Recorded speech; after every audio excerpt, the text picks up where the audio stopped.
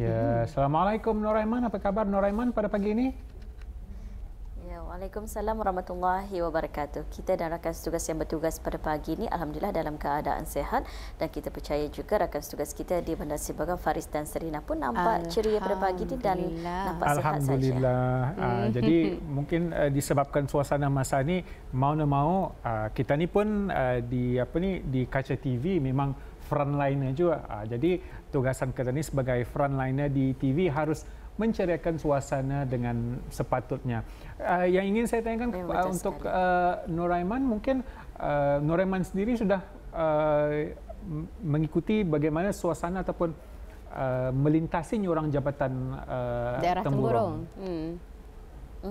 Jadi alhamdulillah sejak ianya dibukakan disebabkan oleh keadaan pada ketika ini itu wabak ataupun COVID-19. Jadi kita merasa bersyukur sebagai rakyat dan penduduk di daerah Temburong sendiri kerana ia merupakan satu kemudahan ataupun jalan alternatif untuk kita menuju ke Bandar Seri Begawan untuk membeli apa jua barang-barang keperluan harian. Dan kita juga sarankan kepada para pengguna agar dapat sentiasa mengingati jam beroperasi bagi jembatan tersebut adalah dari pukul 6 pagi hingga pukul 6 petang, kerana masih ada di antara mereka yang tidak mengambil maklum ataupun mungkin kurang peka dengan keadaan pada ketika ini, yang di mana jembatan tersebut tutup pada pukul 6 petang kerana setiap hari kita melihat masih ada juga mereka yang terkandas di jembatan tersebut untuk pulang ke Bandar Seri Begawan. Itulah Baik, maklumat yang kita kongsikan sebenarnya adalah untuk kesejahteraan bersama. Jadi kita mengharapkan masyarakat kita ni ambil maklum dan ambil perhatian bagi setiap ketetapan yang telah pun dikongsikan ataupun dikeluarkan oleh agensi-agensi berkenaan ini, Aiman Baik, kita akan terus bersama dengan Aiman di daerah Temburong untuk berkongsi maklumat dari sana. Silakan. Baik, terima kasih rakan tugas kita Faris dan Serina di Bandar Seri Begawan. Bismillahirrahmanirrahim. Assalamualaikum warahmatullahi wabarakatuh. Salam sejahtera dan selamat pagi.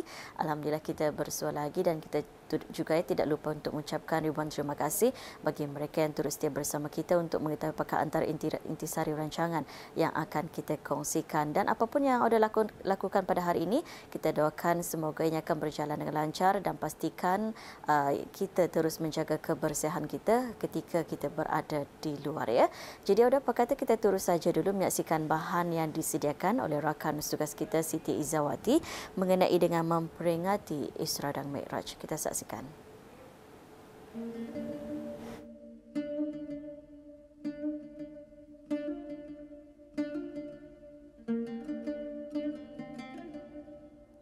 Bismillahirrahmanirrahim. Assalamualaikum warahmatullahi wabarakatuh. Selamat pagi dan salam sejahtera.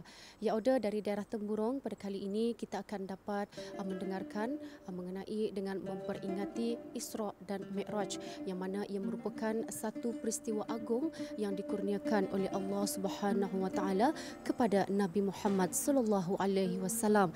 Dengan itu, apa kata kita dengarkan seterusnya. Bismillahirrahmanirrahim. Alhamdulillahirabbil alamin, wassalatu wassalamu ala asyrafil anbiya'i wal mursalin sayyidina Muhammad wa ala alihi wa sahbihi ajma'in. Rabbi shrah li sadri wa yassir li amri wahlul 'uqdatam min lisani yafqahu qawli. Assalamualaikum warahmatullahi wabarakatuh. Terlebih dahulu saya ingin menerangkan secara ringkas mengenai peristiwa Isra dan Mi'raj ini, yang mana peristiwa Isra dan Mi'raj ini terjadi pada 27 Rejab setahun sebelum hijrah Nabi Muhammad sallallahu alaihi wasallam daripada Mekah ke Madinah. Maknanya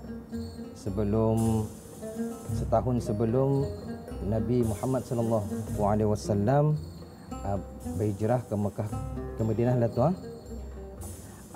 Peristiwa Isra dan Mi'raj ini ingin saya jelaskan, ia boleh kita bagikan kepada dua fasa, iaitu fasa pertama Isra, yakni perjalanan Nabi Muhammad sallallahu alaihi wasallam dari Masjidil Haram di Mekah ke Masjidil Aqsa di Baitul Maqdis, Palestin, dengan menaiki binatang yang bernama Buraq.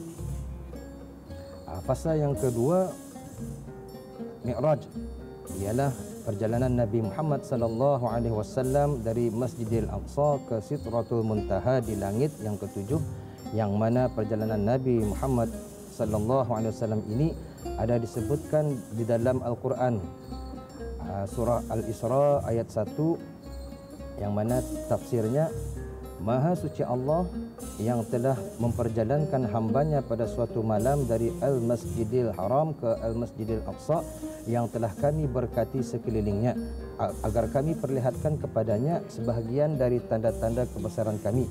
Sesungguhnya dia adalah Maha mendengar lagi Maha melihat.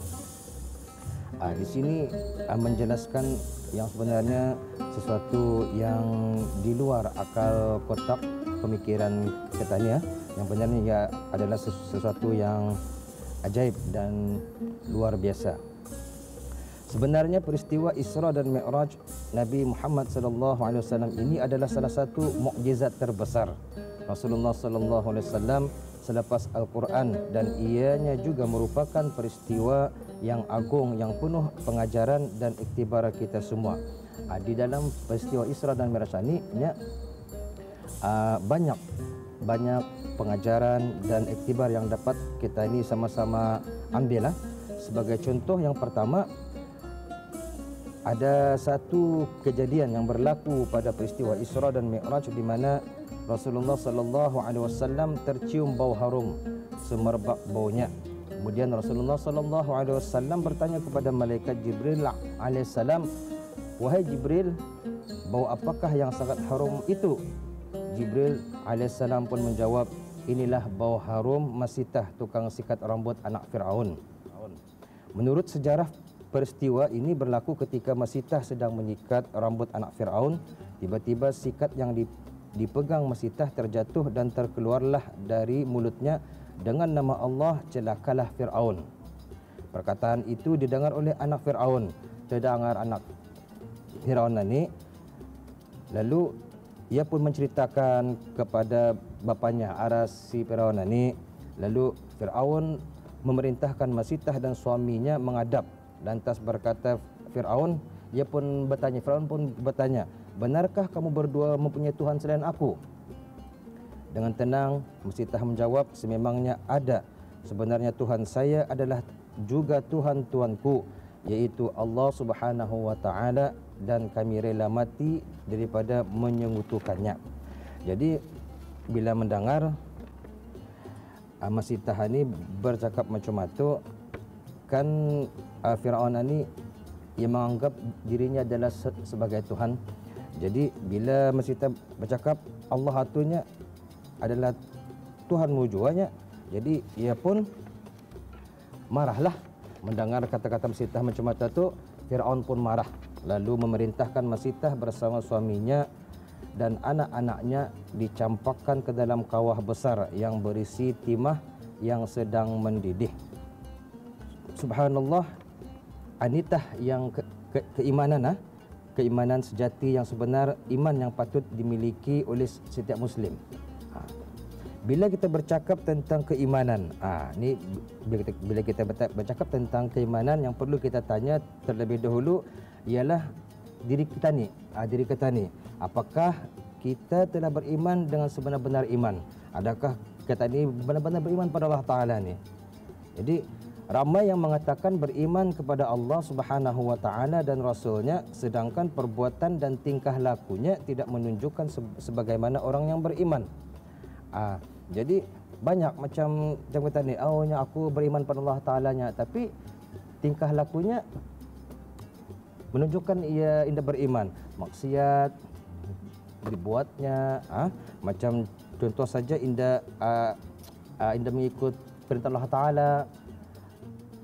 Pada asalnya pun ada kaitannya juga ni pasal salat ni dengan peristiwa Isra dan Mi'raj, yang asalnya salat fardul maqtu'ah ini asalnya 50 waktu ni yang sebenarnya yang diperintahkan oleh Allah Taala.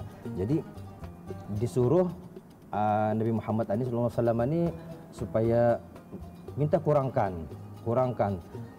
dari 50 ke 45, 40, 30, maghrib 5 dan seterusnya sampailah 5 waktu. Ataupun disuruh lagi tu untuk kita kurangkan, takut kerana umatmunya anda sanggupnya.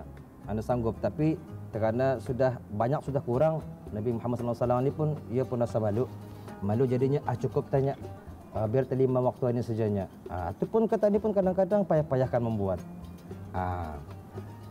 Jadi di sinilah yang menunjukkan ketani punya keimanan ketani itu. Pada masa ini ketani keimanan ketani telah diuji oleh Allah Subhanahu wa taala. Iaitu ada di dalam firman Allah Subhanahu wa taala di dalam surah Al-Ankabut ayat 2, tafsirnya, adakah manusia itu mengatakan mereka akan dibiarkan dengan hanya berkata kami telah beriman sedang mereka tidak diuji. Di sini kata ni diuji dengan negara kata ni Brunei Darussalam indah juga terlepas daripada penyakit coronavirus ini ataupun dikenali sebagai COVID-19. Dan lazimnya negara kata ni akan mengadakan sambutan Isra dan Mi'raj pulang setiap tahun semata-mata untuk memperingati pengorbanan Rasulullah sallallahu alaihi wasallam ini untuk umatnya. Untuk kita ni supaya kita ni sentiasa bersyukur di atas segala nikmat Allah berikan kepada kita ni dan negara kita ni.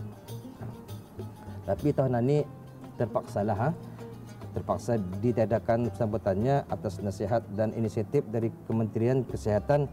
Kita ini tidak dibenarkan berkumpul beramai-ramai dalam apa saja acara untuk mengelakkan terkena jangkitan COVID-19 ini dari terus merebak. Walau bagaimanapun, kita ini masih lagi boleh meraihkan sambutan Isra dan Mi'raj di rumah bersama keluarga kita ini dengan membaca surah Al-Fatihah dan tani sedekahkan surah Al-Fatihah ini kita ini sedekahkan pahalanya pada Rasulullah. Berselawat ke atasnya, sekurang-kurangnya amalan ini tanda tani bersyukur kepada Allah Subhanahu wa taala kerana menciptakan seorang insan yang sempurna yang dapat menjadi contoh teladan dan ikutan ketani yang mana membawa ketani hidup dengan sejahtera di dunia maupun jua di akhirat kelak. Untuk akhirnya mudah-mudahan penyakit coronavirus ataupun COVID-19 ini, rakyat Brunei yang dijangkiti COVID-19 ini semakin berkurangan dan yang dapat ketani bantu, ketani usaha ketani ialah hanya dengan sentiasa mengikuti semua arahan dari pihak kerajaan dan berdoa kepada Allah banyak-banyak. Jangan lepas, jangan ketani maksud saya tu jangan ketani indah berdoa. Teruskan saja berdoa. Kerana doa itu adalah senjata orang mukmin. Akhir sekali saya ingin mengucapkan wabillahi taufiq wal hidayah. Assalamualaikum warahmatullahi wabarakatuh. Alhamdulillah, Auda, mudah-mudahan dengan adanya pendekatan kita pada kali ini mengenai dengan memperingati Isra dan Mi'raj, sedikit sebanyak akan dapat memberikan ketani pedoman, iktibar dan juga pengajaran yang bermanfaat untuk kita ni. Mudah-mudahan kita akan dapat berjumpa lagi di lain kesempatan. Assalamualaikum warahmatullahi wabarakatuh.